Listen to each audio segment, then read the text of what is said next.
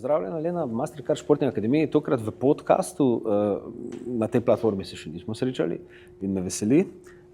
Zdaj, nekaj časa je že dejansko od tvojega sodelovanja aktivnega kot v športni akademiji, ampak kasneje si ostala z nami in tudi malo lahko opazovala, vse ostale stvari, ki so se dogajale malce od zunaj, recimo naslednje generacije in tako naprej.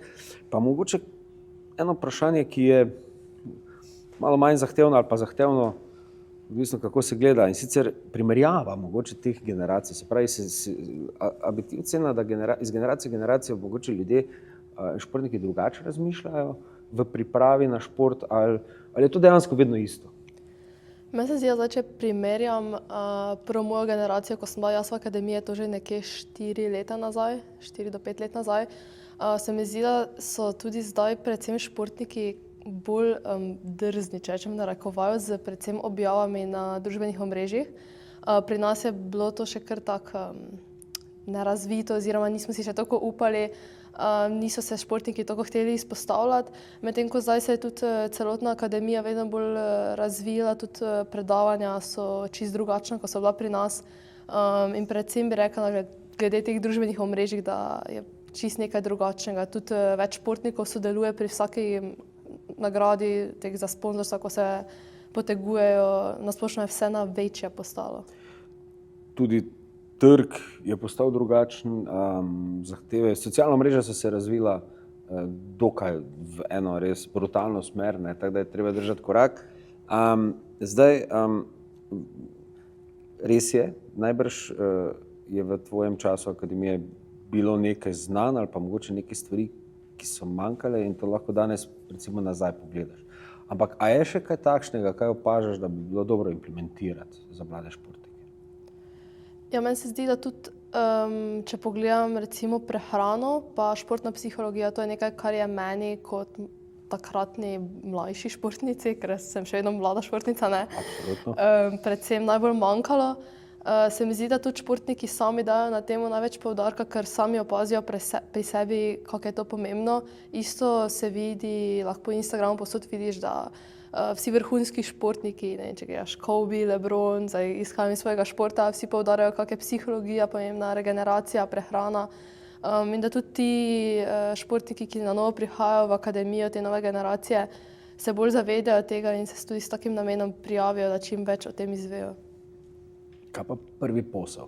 Spravi, ko prvič si bila tudi seznanjena s tem, da so potrebne na eni strani spoštovati določene obveznosti, da lahko prideš do nekih, rečemo temu, potencialnih sponzorov, kar je za športnike v kolektivnih športih morda malce težje.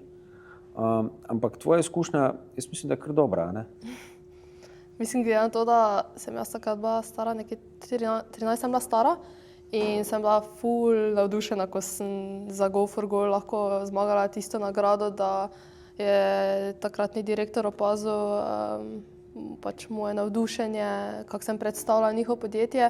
In takrat sem dobila ful dosti motivacije, pa nek zagon, da sem lahko še naprej predstavljala druga podjetja. Se mi zdi, da z vsakim tem predstavljanjem dobiš neke nove izkušnje in tudi bolj veš, recimo, kaj določenemu podjetju je bolj všeč, na kak način lahko izboljšaš svoje predstavitve. Tako da ja. Je pa pomembno. Ja, definitivno je pomembno.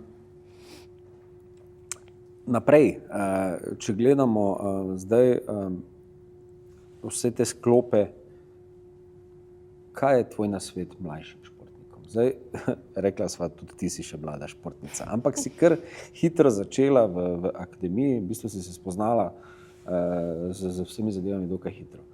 Se pravi, bom drugače vprašal, nekdo, ki pride na novo oziroma poskuša razmišljati o tem, da bi se udeležil vsega tega, ima malo strahu pred vsem skupaj, kak bi bil tvoj input, nek message športnikom za udeležbo v akademiji? Jaz bi rekla, da če ti hočeš izkoristiti svoj maksimalni potencial, pol se moraš članiti. Itak pa je pol vse odvisno od tebe, koliko boš ti dal nekega vložka noter, toliko boš dobil nazaj, ne. Zdaj, če ti tudi nič ne boš delal, vseeno neka predavanja, informacije boš dobil, ampak če tega ne boš uporabil, pol ti tak ne pride prav. Ampak absolutno, jaz dejansko si sploh ne znam predstavljati, kje bi zdaj bila, če se ne bi včlanila, ker sem toliko nekih informacij dobila, ampak vseeno pa sem toliko več delala od ostalih, da sem lahko zdaj tukaj sem. Je bilo vse skupaj tudi motivacija za iti na trening, za biti na treningu boljši, kot si bila včeraj in tako naprej? To sem itak vedno imela, ampak bolj, ko so prišli rezultati, se ti tudi motivacija poveča, tako da s tem, ko sem neke rezultate imela, ko sem več znanja imela, malo sem tudi se spoznala na stvari, s tem sem tudi imela več motivacije. Motivacija je pomembna, kaj pa prijateljstvo?